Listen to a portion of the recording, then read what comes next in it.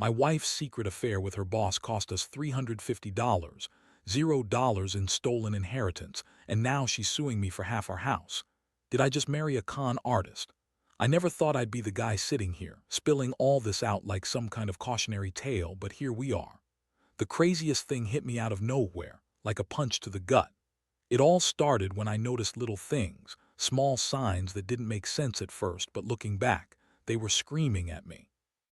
My wife had become distant, secretive even. She'd hide her phone more often, and I'd catch her deleting messages or turning away when I'd try to see her screen. She'd snap at me if I asked about her day or tried to get close. Honestly, I just thought she was stressed or busy with her job. She's a high-powered marketing executive, always on the go, always busy, so I figured maybe she was just overwhelmed. But then I started noticing money disappearing from our joint account, small amounts at first, like $200 here or $300 there, which I thought was just normal expenses. But over the course of a few months, the withdrawals grew larger and more frequent. I asked her about it, and she brushed it off, saying she was just covering some work-related costs or that she was investing in a new side project. I didn't push too hard because I trusted her. Besides, is a good liar when she wants to be. The real shocker came one night when I came home early from work unexpectedly. I usually get home around 7 p.m., but that day I decided to surprise her. I walked through the door and the house was too quiet, no TV, no music, just dead silence. I heard footsteps upstairs, quick and nervous. That's when I saw her. Was in our bedroom in our bed with a guy I'd never seen before. They were tangled together, half undressed, and she was moaning like she was in heaven. My stomach dropped. It was like my worst nightmare come true. I froze there, watching through the crack in the door. My mind was racing. Who was this guy? How long had this been going on? The way she was acting, completely uninhibited like I wasn't even there, made it clear this wasn't some one-time thing. It was serious. I wanted to scream, to confront her right then, but I couldn't move. I just watched as they finished. She kissed him goodbye and he left. I was standing there, trembling, trying to process what I'd just seen. My wife, the woman I loved, was cheating on me with her boss, a guy named Mark who she'd always pretended was just a friend. The worst part, I had no idea she was capable of this level of betrayal. I thought we had a good marriage, a solid life. We had plans, buying a house, starting a family someday. And suddenly everything was shattered. I felt angry, confused, hurt, like my entire world had crumbled in an instant. I knew I had to confront her, but I also knew I needed to gather more evidence. I couldn't just accuse her based on a moment I'd seen. I needed to be sure, so I started digging into her phone, her emails, her bank statements. And what I found made my blood run cold. But I'll save that for the next part. Right now, I'm just trying to breathe and process how everything changed in the blink of an eye. I never thought I'd be that guy. The one betrayed and humiliated, but here I am. If you told me a year ago I'd be dealing with this, I'd have told you you're crazy. But life has a funny way of showing you who people really are, and true colors came out loud and clear that night. After I saw her with Mark, I couldn't just pretend nothing happened. I waited until she went to bed, then I went through her phone. I needed proof, something concrete I could hold onto before I made any moves. Her messages with Mark were all over the place, flirty, suggestive, full of plans to meet up again. She was lying to me about everything. She told me she was working overtime, that she was stressed, that she needed space. But that night I saw the truth. There were texts from Mark calling her babe, saying he couldn't wait to see her again. She responded with promises, saying she was done pretending and that she wanted to be with him. That was the moment I realized this wasn't some innocent affair. It was a full-blown relationship, an affair that had been going on for months, maybe longer. And I had no idea. All the signs were there and I'd missed them. I felt sick. My chest was tight, my hands trembling as I scrolled through more messages. I found pictures they'd exchanged, some explicit, some just flirtatious. It was like my wife had become a different person, cold, calculating, and completely unfaithful. The worst part was I'd been blind to it. I'd been trying to keep everything together, working late, supporting her career, believing we had a future. Meanwhile, she was sneaking around, lying to my face. The next morning, I confronted her. I told her I knew about everything, about the affair, the money, the lies. Her reaction was a shock in itself. She looked at me with a dismissive smirk and told me I was overreacting, that I was paranoid, that she was just talking to Mark about work stuff. She told me I was accusing her of things that aren't true, that I was crazy for even suspecting her. She spun a web of lies trying to make me doubt what I'd seen. She said I was jealous, insecure, that I was ruining everything because I was suspicious. But I wasn't buying it. I knew she was lying, just like she always did. I felt a mixture of rage and heartbreak. How could she do this to us, to me? I'd given her everything, my time, my money, my love, and she'd been cheating, lying, sneaking around behind my back. I felt so betrayed, like I'd been hit by a truck. I wanted to scream, to break something. Instead, I just told her she needed to leave, that I'd had enough of her lies and betrayal. The emotional toll was brutal. I went from feeling numb to furious, then to devastated. I kept replaying everything in my head, her sneaky texts, her betrayal, the stolen money. I felt like I'd been hit by a storm and I didn't know how to find my footing again. I'd trusted her with everything, and she'd turned out to be a con artist, a liar, a cheat. It was like the woman I married was a stranger, and I was left holding the pieces of a broken life. That night, I couldn't sleep. All I could think about was the money she'd stolen, over $350, $0 from our inheritance, which she'd gambled away on Mark and his schemes. I found out she'd been siphoning funds for months, pretending it was for business expenses. She'd even convinced her family to lend her money, promising to pay it back. Instead, she used it to fund her affair and her lavish lifestyle with Mark. I felt so stupid for not seeing it sooner. How could I have missed all the signs? How did I get here? I kept asking myself what I did wrong, but deep down, I knew that wasn't the point. The point was that I was trapped in a lie, betrayed by the woman I loved, and now I had to figure out what to do next. Do I fight to save what's left? Do I walk away? Or do I do something else entirely? That's where I am now, trying to piece my life back together while dealing with the fallout of her deception. After I kicked out that night, everything changed. The house felt emptier than ever, even though her presence had already been fading for months. I stayed up most of the night, going through all the evidence I'd collected, her texts, bank statements, emails. The amount of money she'd stolen was staggering, more than I could have imagined. It wasn't just a matter of betrayal, it was financial ruin. I learned she'd drained our inheritance, and on top of that she'd been secretly gambling, losing everything she'd stolen in high-stakes bets. I couldn't believe how much she lied. She kept insisting she was just having an affair, that Mark was just a bad influence, that she never meant for it to get so out of control. She told me she was sorry, but her apologies felt hollow.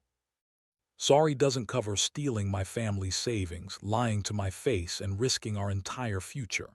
She spun stories about how she'd been under a lot of pressure, how Mark made her feel alive, and how she'd never intended to hurt me. Yeah, right, I was furious, but underneath the anger was a deep, aching sadness. I kept replaying everything, how I had trusted her, how I'd been blind to her lies. I thought about all the nights I spent working late, trying to build a future for us, while she was sneaking around with her boss. I wondered how many weekends she'd spent away, how many secret meetings she'd had. I felt stupid, gullible. How did I miss all the red flags? How did I not see what was happening right under my nose? But the money was the real kicker. I found out she'd borrowed heavily from her family, promising to pay them back, then used that money to fund her affair. I discovered she'd even taken out a second mortgage on our house without telling me, claiming it was for home improvements, but really she was just covering her tracks. I couldn't believe I'd been so blind. All our savings gone, our future crumbling. And for what? A couple of months of sex and lies with her boss. The betrayal hit me hard. I had always thought was ambitious, smart, and loyal. Turns out she's just a con artist. She lied about everything, her feelings, her intentions, her loyalty. I started questioning everything about her, about us. Was she ever really in love with me? Or was I just another mark in her game? I wondered if she ever truly cared, or if I was just a pawn she used to get what she wanted. I also learned that she'd been planning to sue me for half the house, claiming I was controlling, that she deserved her fair share. It was a shock to hear her say she wanted what's hers, even after everything she'd done. That's when I realized she wasn't just a cheat, she was a con artist, manipulating everyone around her, including me. I felt rage, disgust, and a deep sense of loss. I thought I knew her, but I was wrong. She was a stranger, and I was left with the wreckage of our life together. At this point, I knew I had to make some decisions. I couldn't stay in this house with her threats hanging over me. I needed legal advice to understand what my rights were, especially with her trying to claim half of everything.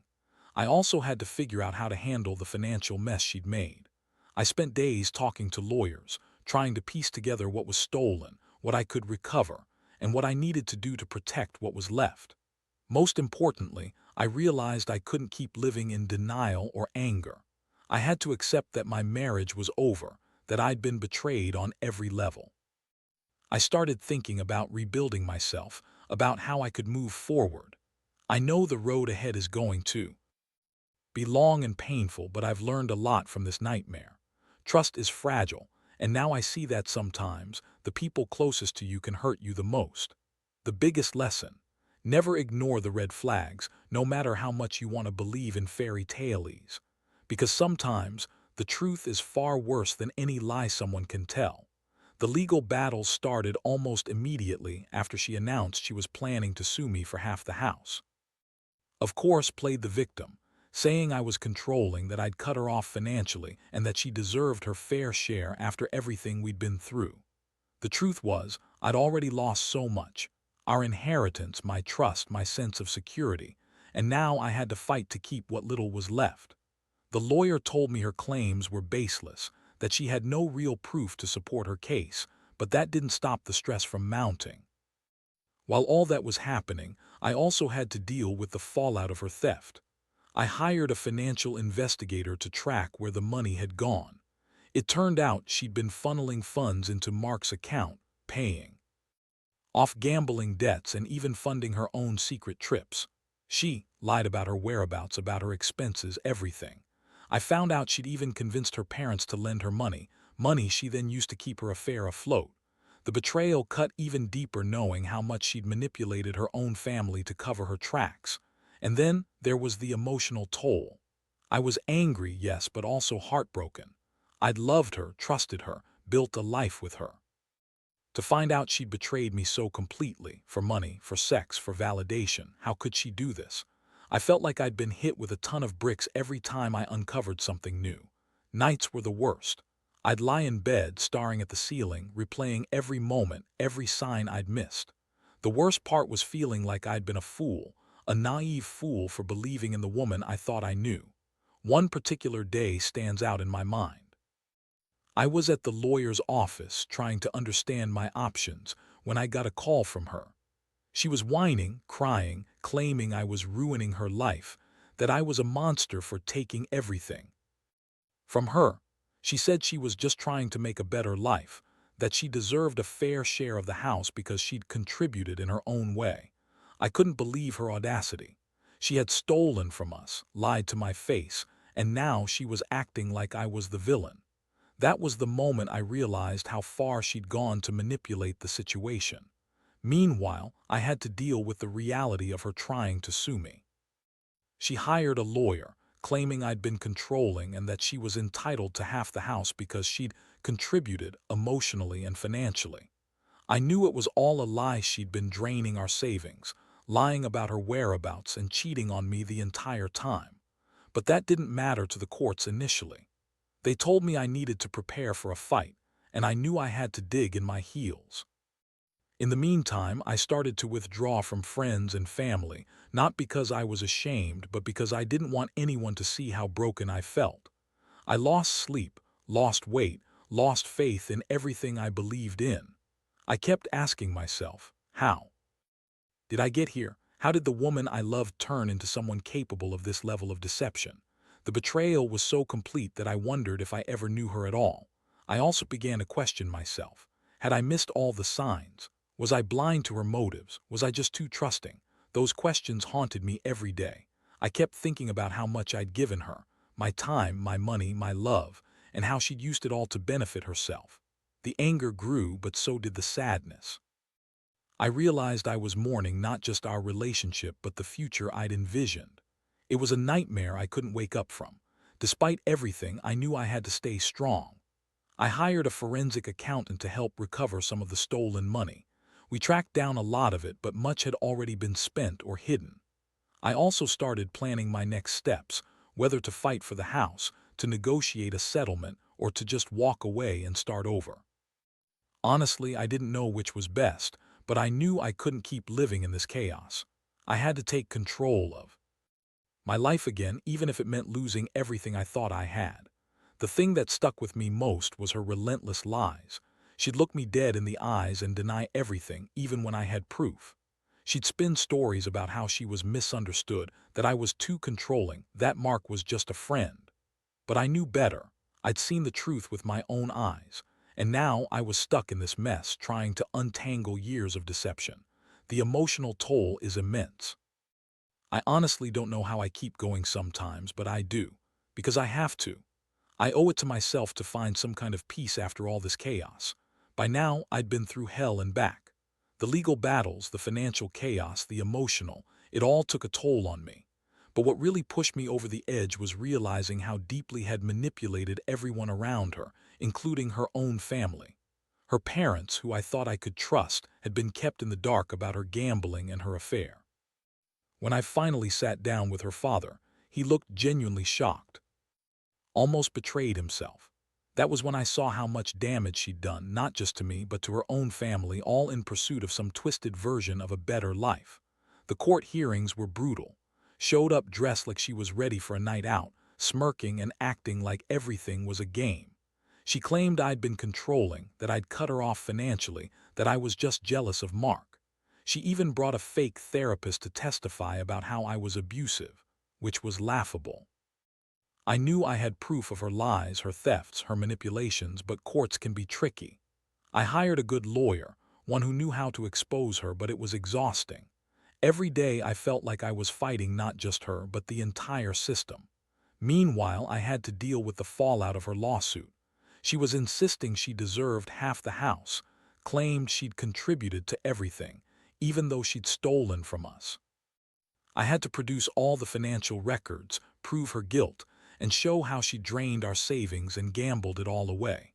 The more I dug, the more I uncovered. She'd even created fake invoices for expenses she never paid, all to justify her theft. It was clear she'd planned this for months, maybe longer.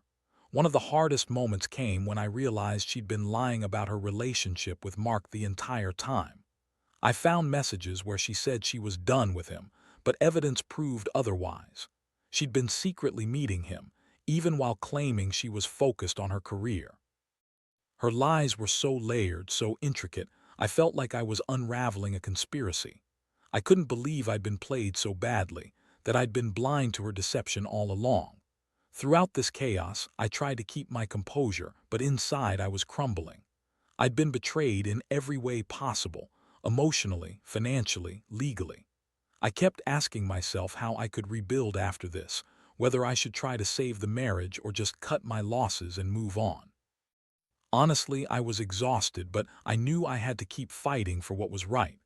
I couldn't let her get away with stealing everything, not just money but also my trust, my dignity. One thing I realized in all this: betrayal is just about the affair or the stolen money. It's about the lies, the manipulation, the way someone you love can turn into a stranger overnight. I learned that sometimes the person you think you know best is actually capable of the worst. That realization has made me question everything about relationships, trust, and how much you're willing to forgive when someone you love turns out to be a con artist. I'm still trying to piece myself back together, still trying to figure out what's next. But one thing I do know: this experience has taught me to be more cautious, more guarded, and to never ignore the signs of deception, no matter how much you want to believe in fairy tales. Now, sitting here reflecting on everything, I realize how much this ordeal has changed me. This betrayal didn't just break my heart. It shattered my sense of security, trust, and even my perception of what a marriage should be. I've spent countless nights questioning my judgment, wondering if I was ever truly with the woman I thought I knew. The betrayal cut so deep that I had to rebuild my entire life from scratch, piece by piece. Looking back, I see how her lies and manipulations were a form of control. She played the victim when it suited her, spun stories to justify her actions, and used her charm to mask her true intentions. I was naive enough to believe in her, to think she was loyal and honest. But the truth was, she was a con artist all along, using her appearance, her words, her supposed love to hide her real motives. The financial damage is staggering. Over $350, $0 stolen from us, money that was meant to secure our future, to buy a house, to start a family. It's gone, lost in her reckless gambling and her schemes.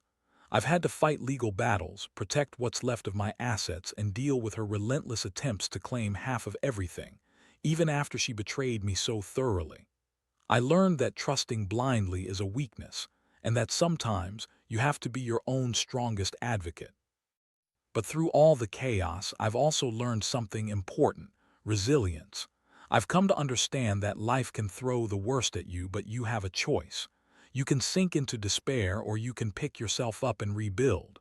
I've chosen to focus on myself now, on healing, on moving forward, on making sure I never let someone like her manipulate me again. I've started therapy, taken control of my finances, and begun the slow process of healing my broken trust.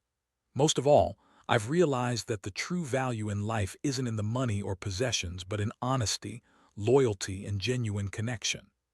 Betrayal has taught me to be more cautious, but also more hopeful. I still believe in love, but I now understand that I need to be more careful about who I trust. I've learned that sometimes the person you love the most can hurt you the deepest, and that's a risk you take. But I refuse to let her actions define my future. If there's one thing I want anyone reading this to take away, it's this: be vigilant, trust your instincts, and never ignore the red flags. Love is beautiful, but it can be dangerous if you're not careful. And when someone shows you who they really are, believe them.